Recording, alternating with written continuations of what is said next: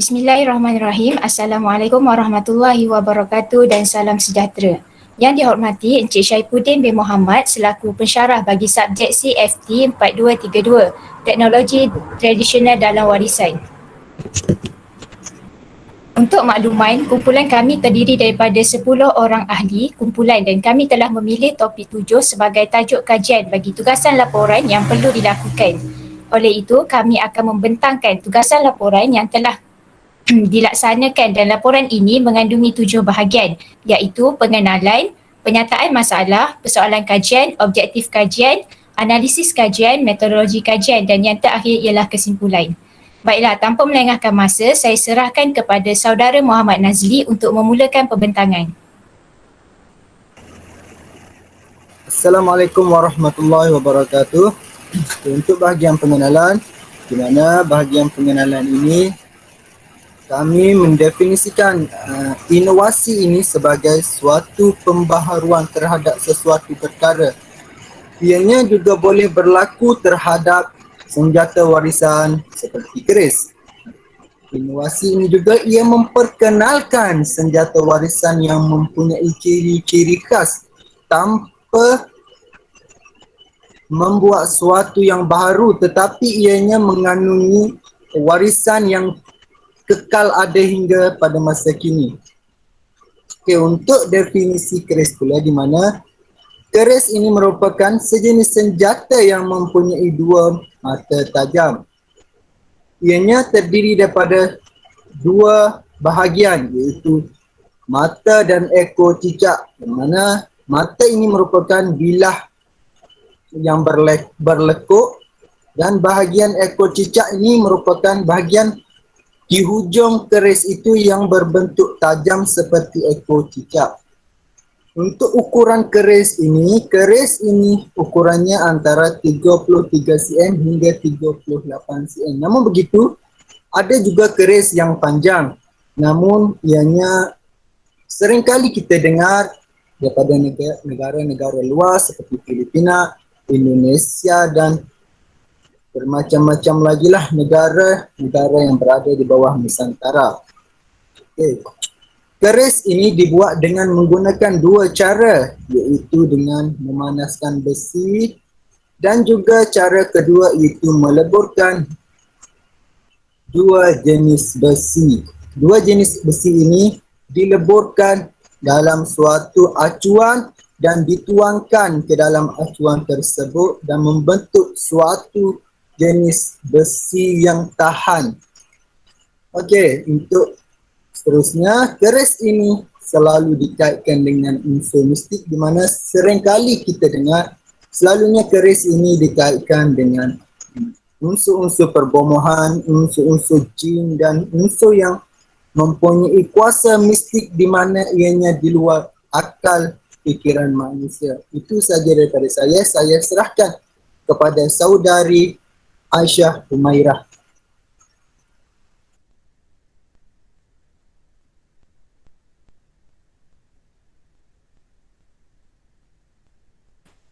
Terima kasih kepada saudara Nazli.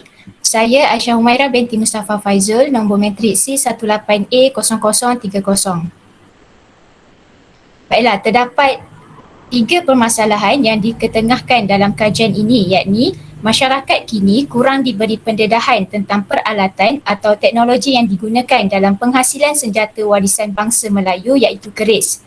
Permasalahan yang kedua ialah masyarakat kurang mengetahui fungsi-fungsi keris yang dikatakan sebagai senjata masyarakat Melayu kerana menganggap bahawa fungsi keris hanya sebagai alat perhiasan atau pameran di muzium sahaja. Permasalahan yang ketiga ialah kurangnya aktiviti pemeliharaan dan pemuliharaan terhadap senjata keris yang dapat mengakibatkan nilai senjata tradisional menjadi sesuatu yang tidak penting.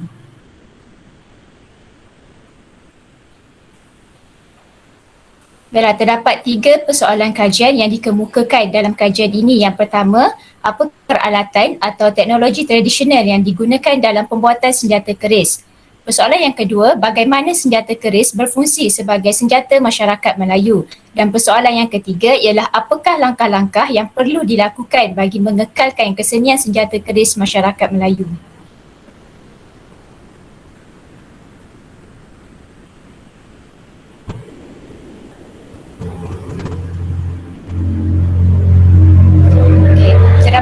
Manakala objektif kajian iaitu mengenal pasti peralatan atau teknologi tradisional yang digunakan dalam pembuatan senjata keris. Objektif yang kedua ialah menganalisis fungsi senjata keris sebagai senjata masyarakat Melayu. Manakala objektif ketiga ialah mengkaji langkah-langkah pemeliharaan dan pemeliharaan kesenian senjata keris masyarakat Melayu.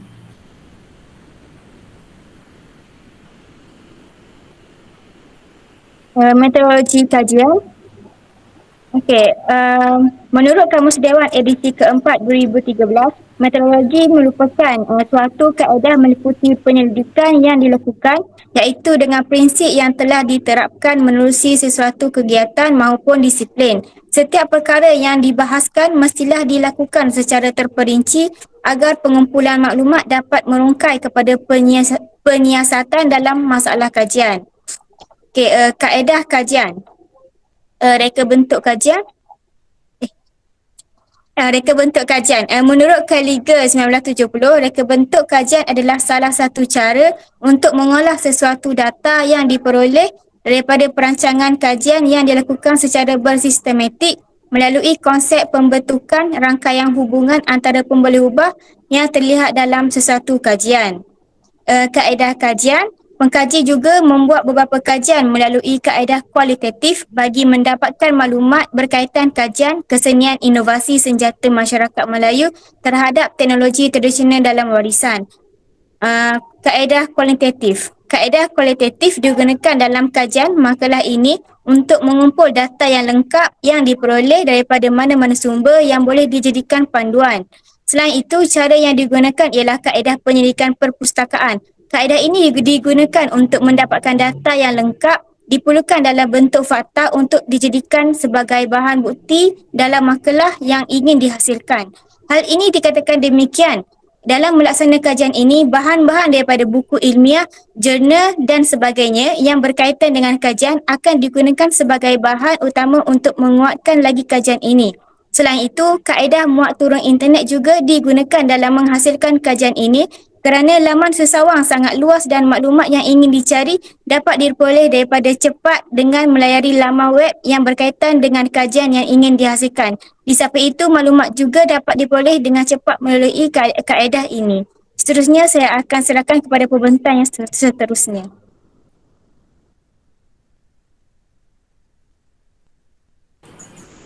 Terima kasih kepada saudara Aina. Baiklah, analisis kajian bagi objektif yang pertama ialah jenis peralatan atau teknologi tradisional yang digunakan dalam pembuatan senjata keris. Setiap senjata tradisional Melayu mempunyai teknologi atau peralatan tradisional yang akan digunakan dalam penghasilan senjata tersebut. Begitu juga dengan senjata tradisional Melayu yakni keris yang tidak terkecuali dalam menggunakan peralatan-peralatan tersebut.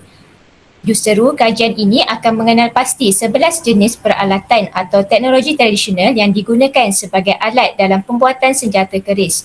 Peralatan tersebut ialah andas, tukul, kikir, musang, tukul puting, penyepuh, jara sila, penyepit, ragum besar, pahat dan arang. Peralatan tradisional andas ialah sejenis landasan atau tempat alas yang digunakan untuk menempa dan memotong besi. Ia juga merupakan peralatan penting dalam penghasilan senjata besi seperti keris, pisau dan lain-lain. Peralatan tukul pula digunakan sebagai alat untuk mengetuk, menukul atau memaku sesuatu yang ingin dipaku, disematkan atau ditenggelamkan.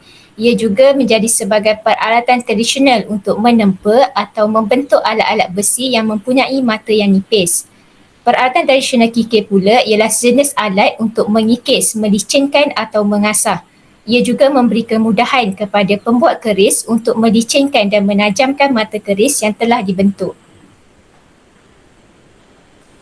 Manakala peralatan tradisional musang pula digunakan sewaktu proses menempa senjata keris. Ia dikenali dengan nama kelubung dan hembusan.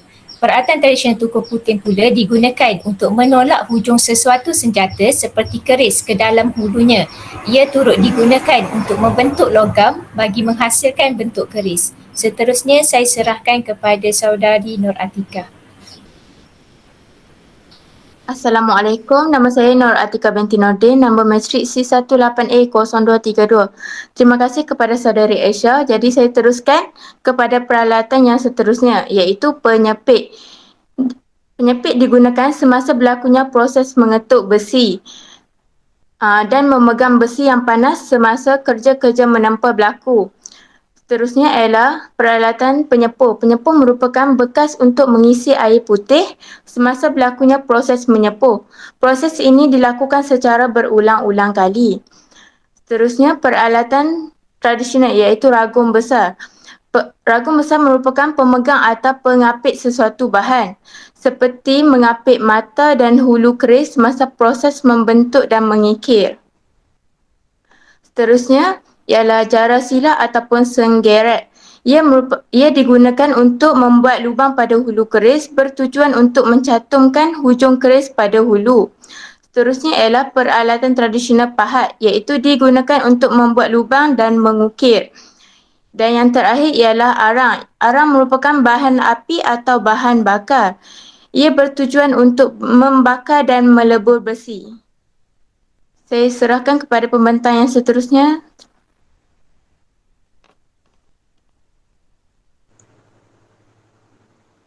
Okey, seterusnya adalah fungsi senjata keris sebagai senjata masyarakat Melayu. Keris yang pertama adalah keris berfungsi sebagai perantara perbomohan dan perubatan. Pada zaman dahulu, keris sering digunakan oleh bomoh atau dukun untuk mengubat orang sakit yang terkena sihir atau dibomohkan oleh orang. Keris juga dianggap sebagai perantara perbomohan kerana ianya sering dipuja oleh pemilik asal yang menjaga keris berkenaan di mana ianya mempunyai sebab musabab yang tersendiri. Penggunaan keris juga dalam sesi ritual perubatan itu berkeupayaan untuk berhubung terus dengan roh di alam gaib dengan menggunakan pelbagai istiadat ritual. Yang kedua adalah keris berfungsi sebagai pelengkap adat istiadat. Keris sering digunakan dalam majlis perkahwinan iaitu sebagai pelengkap kepada majlis perkahwinan tersebut yang digelar sebagai raja sehari. Keris juga digunakan dalam majlis-majlis rasmi yang melibatkan kerabat diraja di istana atau sebagainya. Keris juga sultan-sultan yang tinggal di istana juga mempunyai keris-keris mereka yang tersendiri. Seterusnya, fungsi keris yang ketiga adalah keris berfungsi sebagai cenderamata. Keris mempunyai struktur bentuk yang kecil, ringan dan mudah dibawa. Ianya sesuai untuk dijadikan sebagai cenderamata dan dijadikan sebagai perhiasan yang diletakkan di dalam almari di rumah masing-masing. Peralatan yang digunakan untuk membuat keris juga adalah daripada peralatan tradisional iaitu yang dapat mengekalkan tradisi kebudayaan yang terkandung pada keris tersebut. Sebab keris juga berfungsi sebagai cenderamata adalah sebagai simbol persahabatan kerana ianya boleh diberikan sebagai nilai budaya, bangsa dan agama. Seterusnya saya menyerahkan pembentangan ini kepada Nurliana binti Mansur. Seterusnya adalah keris berfungsi sebagai senjata. Ia digunakan sebagai senjata dalam peperangan bertujuan untuk melindungi diri daripada musuh jahat. Seterus itu, apabila keris digunakan dalam peperangan, ia dianggap sebagai lambang jati diri masyarakat Melayu pada zaman itu. Keris berfungsi sebagai senjata juga sering dimanfaatkan dalam aktiviti manusia seperti dalam peperangan, pertunjukan wayang, pertunjukan budaya dan sebagainya. Fungsi keris sebagai senjata dalam aktiviti peperangan adalah bertujuan untuk seseorang itu mempertahankan dan melindungi diri mereka. Senjata ampuh warisan budaya Melayu yang akan mengakibatkan kecederaan seperti membawa maut jika digunakan dalam pertarungan. Keris merupakan salah satu alatan yang dikategorikan sebagai senjata yang tajam, akan tetapi ia dapat dibezakan dengan alatan lain seperti pisau atau pedang. Seterusnya, keris berfungsi sebagai simbol kekuasaan. Ia dijadikan sebagai perangkat adat istiadat yang melambangkan kekuasaan, kewibawaan, kedaulatan seseorang raja atau sultan bagi sesebuah negara tersebut. Keris juga dikatakan berfungsi sebagai simbol kekuasaan kerana pada zaman dahulu keris telah dianugerahkan kepada pembesar yang mana bersesuaian dengan jawatan yang telah disandang masing-masing sebagai kuasa mentadbir negara. Seterusnya, keris berfungsi sebagai ilmu persilatan. Ia digunakan sebagai pelengkap pakaian lelaki, azimat, pelindung diri dan rumah tangga untuk memperolehi kejayaan, menundukkan manusia, jin dan haiwan serta banyak lagi. Permainan keris dalam dunia persilatan dikatakan mempunyai gerak seni yang kukuh dengan unsur-unsur keunikan, kehalusan, kekuatan dan keberkesanan gerak permainannya. Seterusnya saya serahkan kepada pembentang seterusnya.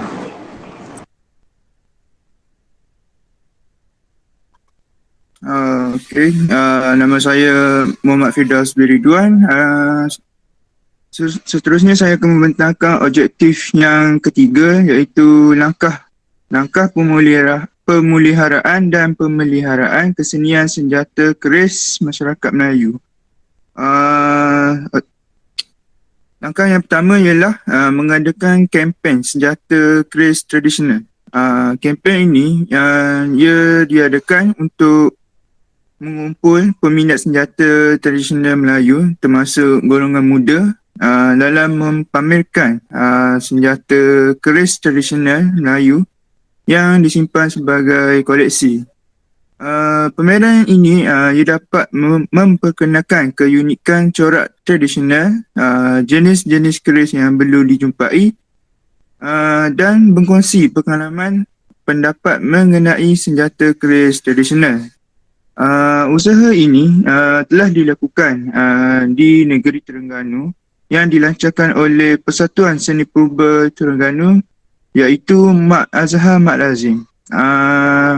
Menurut beliau, kempen ini dapat memastikan pemeliharaan dan pemuliharaan warisan senjata keris tradisional dapat dipelihara untuk generasi masa akan datang. Antara pameran yang dipamerkan selain keris ialah badik, sundang dan parang jambul. Langkah yang kedua untuk pemeliharaan dan pemeliharaan kesenian senjata keris dalam masyarakat Melayu ialah menjadikan pembuatan keris sebagai sebuah perniagaan. Langkah ini dapat memperkenalkan keris kepada semua masyarakat selain menghasilkan keris dengan corak yang unik dan menarik minat masyarakat untuk membeli sebagai perhiasan untuk simpan di rumah. Perniagaan keris ini telah dimulakan oleh Islahuddin Ali di Pahang. Beliau telah memulakan perniagaan keris ini sejak tahun 2018 lagi. Menurut beliau, perniagaan keris ini dapat sambutan dari golongan pengumpul keris. Penghasilan keris ini kebiasaannya yang mengambil masa 2 minggu sehingga 7 bulan mengikut kemahuan corak yang diingini oleh pelanggan. Jelaslah melakukan perniagaan keris ini ia merupakan langkah yang boleh dilakukan untuk memelihara dan memulihara keris senjata tradisional Melayu. Sekian daripada saya akan serahkan pembentangan ini kepada Cik Mustaqim, ya.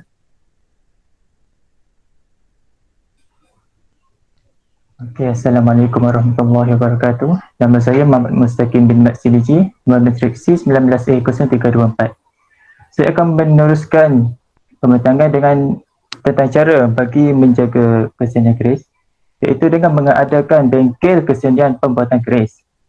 Pihak kerajaan memainkan peranan penting di dalam menjaga dan memelihara seni warisan di Malaysia. Pihak JKKN terutamanya perlulah menganjurkan program-program kesenian yang mampu menarik minat generasi muda agar ini memberi kesedaran kepada mereka betapa pentingnya memelihara warisan tradisi ini agar tidak ditelan arus kemodenan. Selain itu, program seperti jelajah warisan di seluruh Malaysia dapat dianjurkan bertujuan bagi mendekatkan lagi peluang bagi memberi pendedahan kepada masyarakat tentang pentingnya menjaga warisan peninggalan generasi tua terdahulu, terutama di dalam seni pembuatan keris. Selain daripada itu, menyediakan peruntukan kewangan kepada badan pembuatan keris.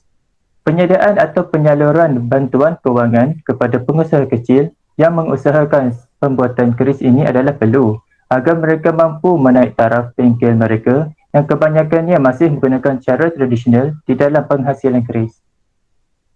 Selain daripada itu, memberi modal kewangan kepada mereka yang baru berjinak di dalam seni pembuatan keris ini, secara tidak langsung ianya mampu menarik lagi minat mereka ataupun minat generasi baru agar mereka terus meminati tradisi ini serta memberi peluang kepada mereka mengikuti latihan atau bengkel khusus agar mereka lebih berpengetahuan luas dalam pembuatan keris ini. Terima kasih diucapkan kepada saudara Mustaqim. Saya Aida Mastura binti Muhammad. Secara keseluruhannya, keris merupakan senjata Melayu yang mempunyai banyak kegunaannya dan ini selaras dengan perkembangan kebudayaan masyarakat kini. Fungsi senjata telah mengalami banyak perubahan dan perkembangan. Selain itu, keris juga dikatakan sangat sinonim dengan masyarakat Melayu kerana keris adalah lambang kemegahan bangsa, kedaulatan, kekuasaan, kehormatan dan harga diri.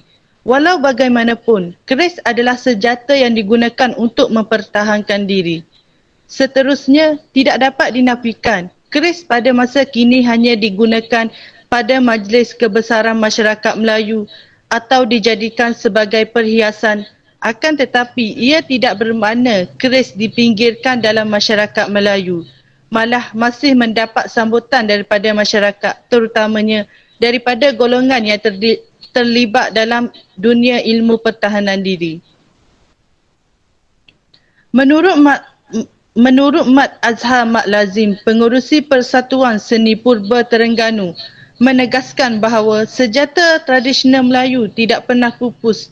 Hal ini kerana senjata tradisional masih mendapat tempat dalam kalangan masyarakat yang meminati barangan lama dan antik seperti keris.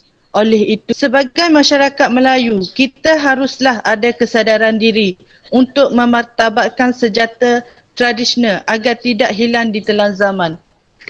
Itu sahaja pembentangan daripada kumpulan kami. Sekian, terima kasih.